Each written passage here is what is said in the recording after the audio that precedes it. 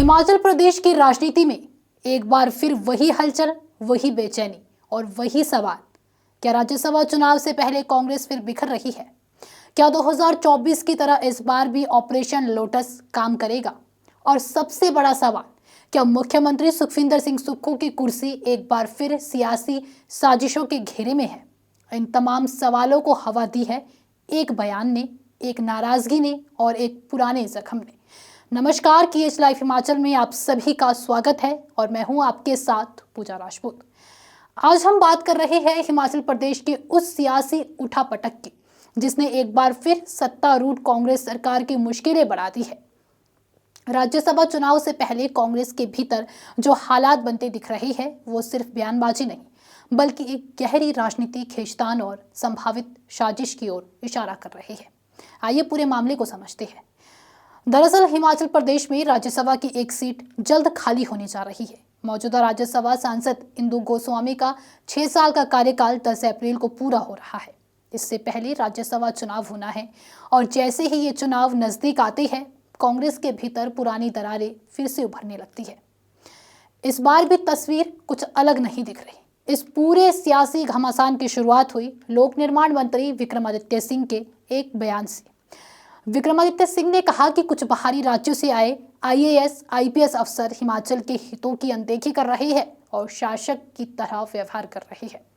यही बयान कांग्रेस सरकार के भीतर तूफान बन गया और मामला धीरे धीरे बढ़ता चला गया। विक्रमादित्य के बयान के बाद कांग्रेस के ही कई मंत्रियों ने उनके खिलाफ मोर्चा खोल दिया। राजस्व मंत्री जगत सिंह नेगी, पंचायती राज मंत्री अनिरुद्ध सिंह और फिर तकनीकी शिक्षा मंत्री राजेश धर्मानी ने एक के बाद एक पलटवार किए।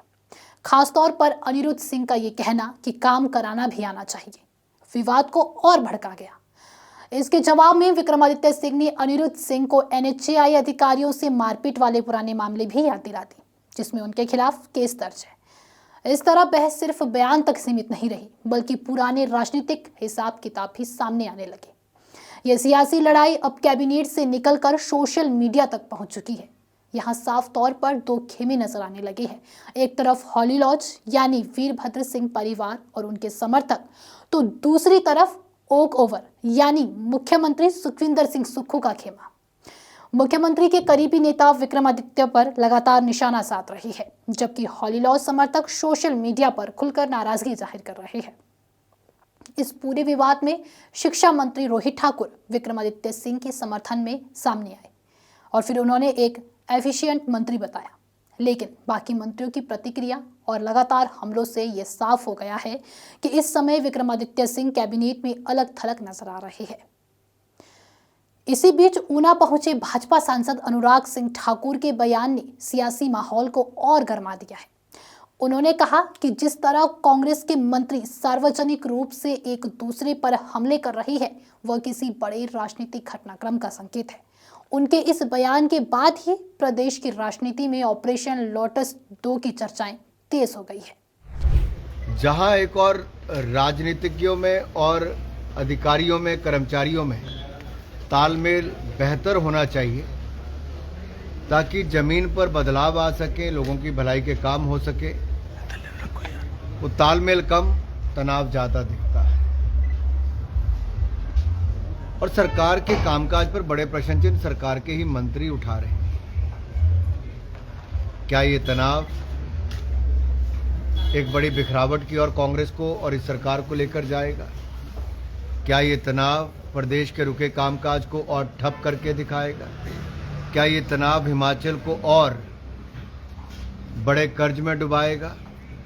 क्या ये तनाव मुख्यमंत्री और मंत्रियों के बीच में ऐसे ही बढ़ता जाएगा? ये तनाव इस कदर बढ़ गया है कि अब एक मंत्री सिस्टम पर सवाल खड़ा करता है, दूसरा मंत्री उसको काउंटर करता है, तीसरा मंत्री आकर पहले मंत्री की सपोर्ट करता है, मुख्यमंत्री जी का बयान कुछ और आता है। इतना बिखरा हुआ कुनबा आज तक किसी सरकार में नहीं दिखा और ये कहीं ना कहीं एक बड़े किसी कदम की ओर इशारा करता है कि आखिरकार ये मंत्रियों की लड़ाई आपस में बेचैनियां, ये तनाव, ये एक दिन में तो हुआ नहीं। ऐसे कौन से निर्णय हुए? और अगर अधिकारी प्रदेश हित में काम नहीं कर रहे तो क्या बाहरी और राज्य के ऐसा करके उनको अलग अलग करना है? या कोई भी अधिकारी जो प्रदेश हित में काम नहीं करता उस पर सवाल खड़ा करना है? तो सर ये जो सर फुटबॉल चल रही है, इसका आपको लगता है कि जो राज्यसभा चुनाव आएगा हिमाचल में, उसका भाजपा को फायदा मिल सकता है? अभी तो 3 महीने हैं जी। पिछली बार भी राज्यसभा के यहाँ फरवरी 2024 की यादें बहुत अहम हो जाती है। उस वक्त भी राज्यसभा चुनाव थे, कांग्रेस के पास बहुमत था, लेकिन पार्टी फिर भी चुनाव हार गई थी। वजह थी अंदरूनी असंतोष। उस समय विक्रमादित्य सिंह अपने पिता और फिर 6 बार के मुख्यमंत्री वीरभद्र सिंह की प्रतिमा को लेकर नाराज थे। उन्होंने सार्वजनिक रूप से भावुक होकर इस्तीफा दे दिया था और उसी दौरान कांग्रेस के 6 विधायकों ने क्रॉस वोटिंग कर दी। उस चुनाव में सुधीर शर्मा और राजेंद्र राणा समेत कई विधायक कांग्रेस प्रत्याशी के खिलाफ चले गए। यही नहीं, बाहर से समर्थन कर रहे 3 निर्दलीय विधायक भी भाजपा के साथ हो गए। नतीजा ये हुआ कि कांग्रेस बहुमत के बावजूद राज्यसभा सीट हार गई और सरकार गिरते गिरते बची। आज फिर हालात बहुत हद तक वैसे ही बनते दिख रहे हैं। राज्यसभा टिकट को लेकर चर्चाएं, प्रतिभा सिंह के नाम की अटकलें और विक्रमादित्य खेमे की नाराजगी, सब कुछ 2024 की कहानी की याद दिला रहा है। यही वजह है कि भाजपा को उम्मीद दिख रही है कि कांग्रेस की अंदरूनी कलह इस बार भी राजनीतिक तस्वीर बदल सकती है। अगर संख्या बल की बात करें तो फिलहाल विधानसभा में कांग्रेस के पास 40 विधायक है, जबकि भाजपा के पास 28।